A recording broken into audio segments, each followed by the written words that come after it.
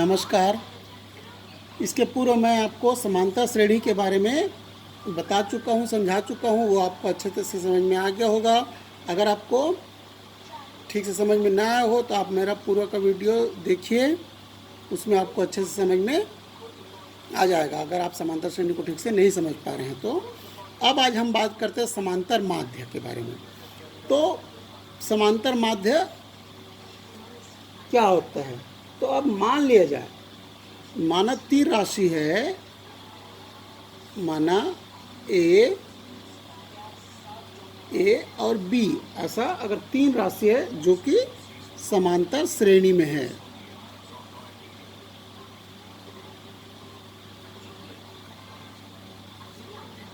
समांतर श्रेणी में है, तब क्या होगा कि बीच की जो राशि है ए, वह दो राशियों ए और बी के बीच में स्थित है। तो इसे, इस ए को ए और बी का क्या कहते हैं? समांतर माध्य कहा जाता है। तो इसका मान क्या होता है? तो इसका मान, जैसे ए जो बीच में है, एक उदाहरण ले लेते हैं पहले। जैसे ये है 2, 6 और 10। तो 2 में 4 जोड़ने पर 6 और 6 4 10। इस प्रकार यह एक समांतर श्रेणी है। अब तो मध्य का राशि जो है 6,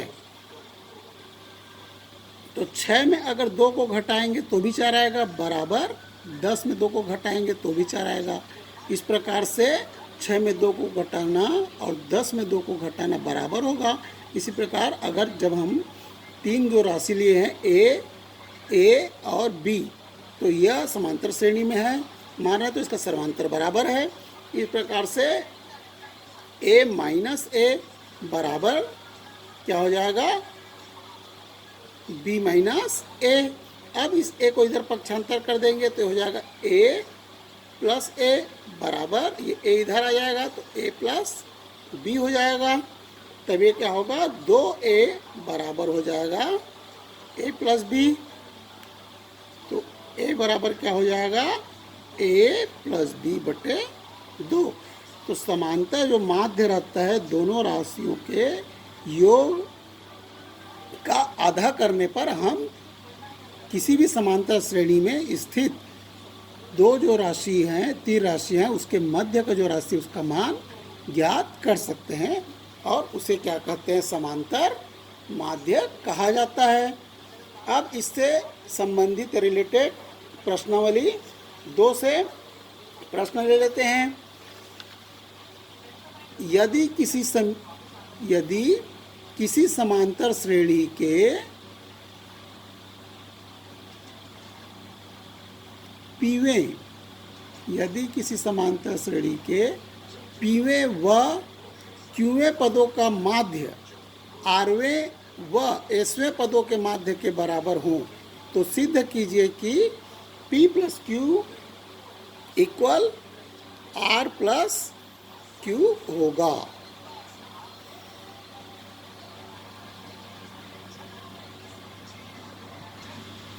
R प्लस एस होगा। अब देखिए, सबसे पहले यहाँ पर पीवें पद निकालेंगे तो पीवां पद, एनवां पद का सूत्र ही लगाएंगे। एनवां पद बराबर क्या होता है? ए प्लस एन माइनस 1 डी, ऐसा होता है। यह आप जानते ही हैं एनवें पद के लिए। और इसको ए एन टी एन से व्यक्त किया जाता है, मैंने आपको बताया है। तो पीवां पद ए पी बराबर क्या होगा? ए प्लस पी माइनस 1 डी, ये होगा। और क्यूवां पद क्या होगा? ए क्यू बराबर A plus Q minus 1 D. उसी प्रकार आरवा पद ए आर बराबर क्या होगा? ए प्लस आर माइनस 1 डी। और एसवां पद होगा ए एस बराबर A plus S minus 1 D. अब यह कहता है कि पीवें व क्यूवें पदों का माध्य। तो हमने इसके पहले देखा कि दो पद है, उनके मध्य में जो पद है, इन दोनों के योग का आधा होता है। तो ए बराबर ए प्लस बी बटे 2। तो यहाँ पर वैसे हो जाएगा, तो क्यूआ पद और पीवा पद, पीवा पद और क्यूआ पद का आधा बराबर बोल रहा है प्रश्न में, आरवें पद और एसवें पद पदों के माध्य के बराबर हों। तो क्या हो जाएगा, इसको हम लिख सकते A P plus A Q बटे 2, इसका माध्य बराबर ए आर ए एस बटे 2। तो अब यह क्या हो जाएगा, ये हो जाएगा A plus P minus 1 D plus A plus Q minus 1 D बटे 2 बराबर A plus R minus 1 D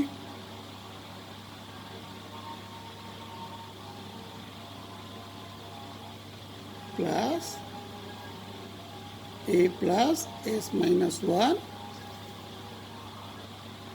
D बटे 2, इस प्रकार हो जाएगा। तो 2 2 कैंसिल कर देंगे। तो अब यहाँ पर क्या हो जाएगा, ए और ए क्या होगा, 2a प्लस ये हो जाएगा, इसको तोड़ देते हैं तो क्या होगा, ये P D minus D plus Q D minus D बराबर इसी प्रकार इधर हो जाएगा, 2a plus R D minus D plus H D minus D. ये होगा 2a plus P D plus Q D minus 2d बराबर 2a बराबर plus R D plus H D minus 2d, ऐसा हो जाएगा। अब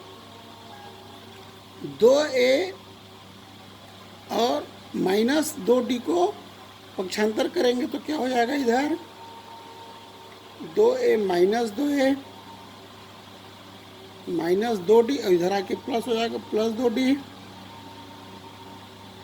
प्लस p प्लस q और इसको ले लेते हैं कॉमन d इक्वल, यहाँ पर बचेगा r प्लस s d, ये हो जाएगा। तो अब यहाँ पर क्या बचेगा, ये 2a कैंसिल हो गया, d और d कैंसिल हो गया।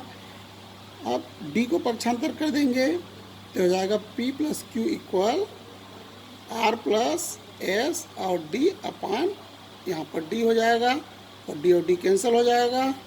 तो p प्लस क्यू इक्वल क्या बचा, r प्लस s। इस प्रकार से जो प्रश्न हमको दिया है सिद्ध करना है, प्रूव्ड हो गया। इस प्रकार से हमने सिद्ध किया। तो यह आपको अच्छे से समझ में आ गया होगा कि समांतर माध्य जो है उसको कैसे निकाला जाता है। किसी भी दिए हुए श्रेणी का समांतर माध्य निकालने के लिए जो 3 पद दिया हुआ उसमें से मध्य जो पद है उसके लिए 2 पदों का योग का आधा कर देते हैं और फिर उससे एक उदाहरण हमने प्रश्नावली 2 का हल किया।